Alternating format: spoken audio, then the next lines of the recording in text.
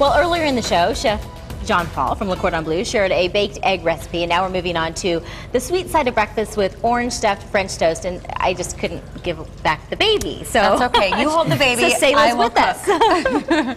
All right, so this is, okay, so we took care of the savory side before if you have a mom who likes to make the savory stuff, but now we're gonna do the sweet thing. And we're gonna do French toast, but it's gonna be so much cooler, because what we did was we made a batter with some, the traditional milk, egg, sugar, but we added some orange juice concentrate, just to give it some pop. How do we make that? Huh? What is that? Do you buy that, or you make that? It's, frozen orange juice. Oh, the frozen juice. Okay. Yeah, so just, I took a little bit out, all right, use the rest, make orange juice for mom, but take some of it and use it to flavor this. Okay. Pinch of cinnamon, a little bit of sugar. And then I have Andy over here, and she is making Sammy's. Yeah. She's making little sandwiches. And what we did was we took some cream cheese and I melted it in the microwave, all right, and got it nice and soft. And to that, I added my favorite blueberries. Berry preserve. All right, so it's like a multi-berry preserve. So this, in culinary speak, is called a compound cream cheese. So I can add anything to cream cheese, and it becomes a compound, and it takes on that flavor.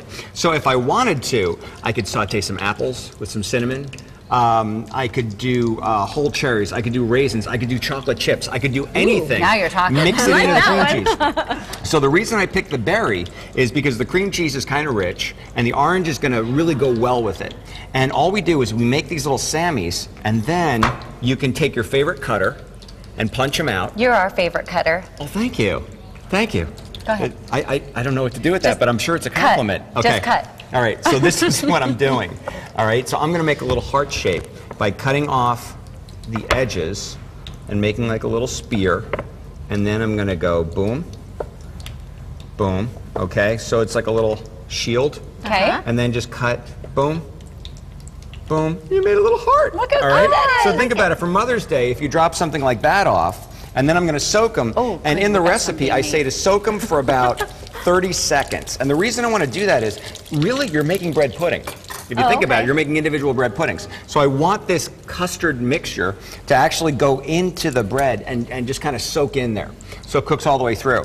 And then when we're done, we get these beautiful golden, all right, little heart-shaped. Oh my Yum. God! Oh my goodness! Is this what you were talking about? Just so precious. I thought you were Isn't gonna have that like cute? kittens on the show or something. No, I do know how to cook kittens, but I'm kidding in the audience, I'm kidding. You're gonna fall into a class right along with me. You better be careful. All right, so, and then we'll just throw a couple, sprinkle some raspberries.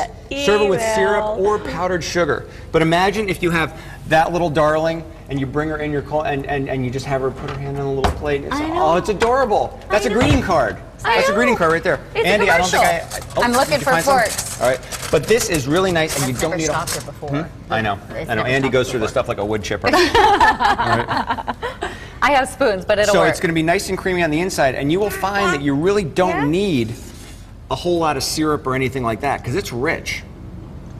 You like it? Oh my goodness. Isn't that cool? Good. I think that's one of the best breakfasts I've ever had. Really? It's awesome. And you only need one yum. or two, because I've made this for my wife, and she had one, and she was like, oh my God. You can make these ahead of time and zap them in the oven and heat them Look through. at you. I would share, but I don't think Mommy's got you like all organic.